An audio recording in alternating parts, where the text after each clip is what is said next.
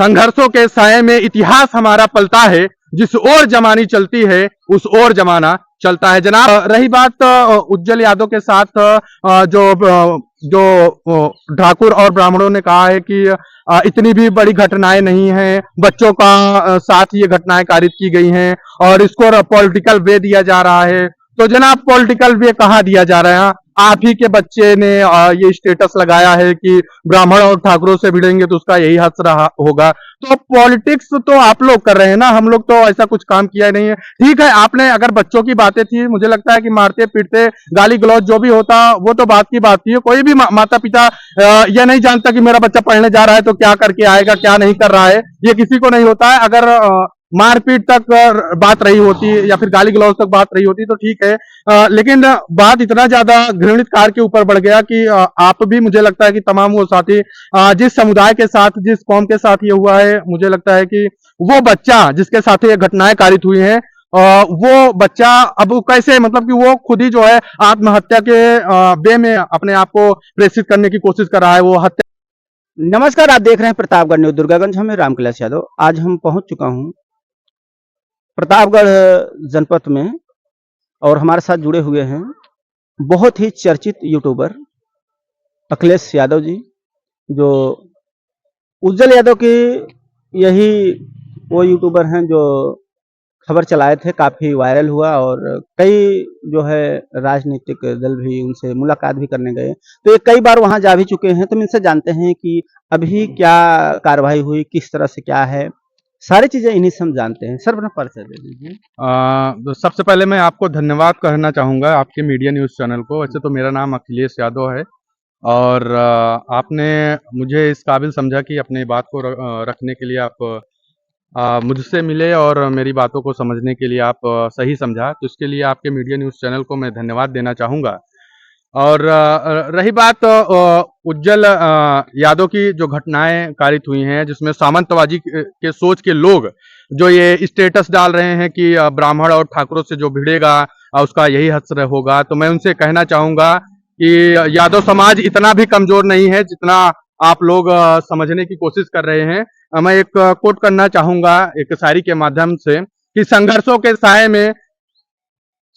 के साये में इतिहास हमारा पलता है, जिस ओर जमानी चलती है उस ओर जमाना चलता है। जनाब, हम वो लोग हैं, वो समुदाय के लोग हैं जो इतिहास के पन्नों में, हमारा इतिहास स्वर्ण अक्षरों में दर्ज है। जनाब, द्वापर, त्रेता, अब ये चाहे कलयुग की बात हो, सभी युगों में हमारा एक इतिहास रहा है। तो जनाब, हम यादव समुदाय के लोग इतने भी कमजोर नहीं है जो कुछ सामंतवादी सोच को, मैं नहीं कहता कि हर ब्राह्मण हर ठाकुर गलत है, लेकिन जिसके अंदर सामंतवादी सोच है, निश्चित तौर पे अगर उसके दिमाग में यह घर कर गया है कि यादव समाज के साथ मैं इस तरीके से, यादव बच्चों के साथ, उज्जवल यादव के साथ थूक चटाना, जूता चटाना जैसे घृणित कार्य करेंगे, तो निश्चित तौर पे ईंट का जवाब यादव समाज पत्थर से देने का काम करेगा। ये बिल्कुल ना सोचे, ये ब्राह्मण और ठाकुर लोग बिल्कुल ना सोचे जो सामंतवादी सोच है। मेरे भी, ये मैं नहीं कहता क्योंकि मेरे भी दोस्त हैं, यार हैं, ठाकुर हैं, ब्राह्मण हैं, बहुत अच्छे दोस्त हैं। मैं सभी के लिए यह बात लागू नहीं कहता और नहीं तो सभी के ऊपर यह बात लागू होती है। मतलब जो लोग इस तरीके से घटनाएं कारित किए हैं, मैं उन लोगों से यह कहना चाहूंगा कि यादव समाज इतना भी कमजोर नहीं है। और दूसरी बात रही कि अभी आपने कहा कि आपने उस मुद्दे को उठाया कि कई बार आपने गया, तो निश्चित तौर पे पत्रकार महोदय, मैं कई बार वहां पे जा चुका हूं और पीड़ित परिवार से मिल भी चुका हूं। जो भी मेरे से और मेरे चैनल के माध्यम से बन पड़ा है, मैंने उस खबर को कवरेज किया है और तमाम सोशल साइट के जरिए इस खबर को प्रदेश में नहीं बल्कि देश तक पहुंचाने की कोशिश की है।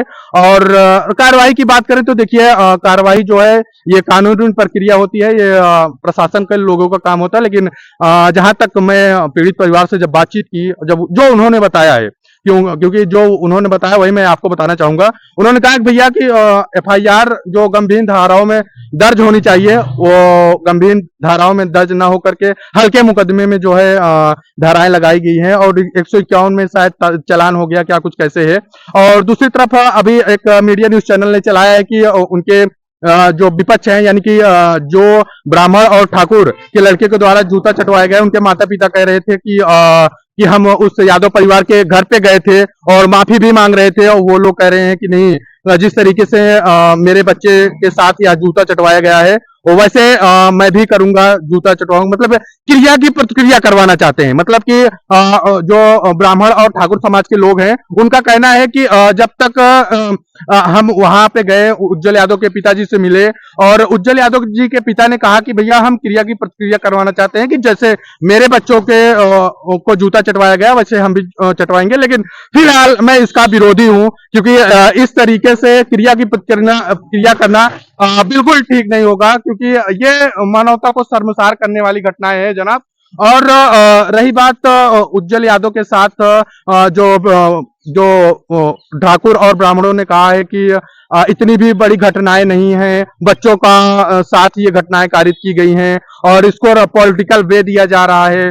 तो जनाब पॉलिटिकल वे कहाँ दिया जा रहा है? आप ही के बच्चे ने ये स्टेटस लगाया है कि ब्राह्मण और ठाकुरों से भिड़ेंगे तो उसका यही हक रहा होगा।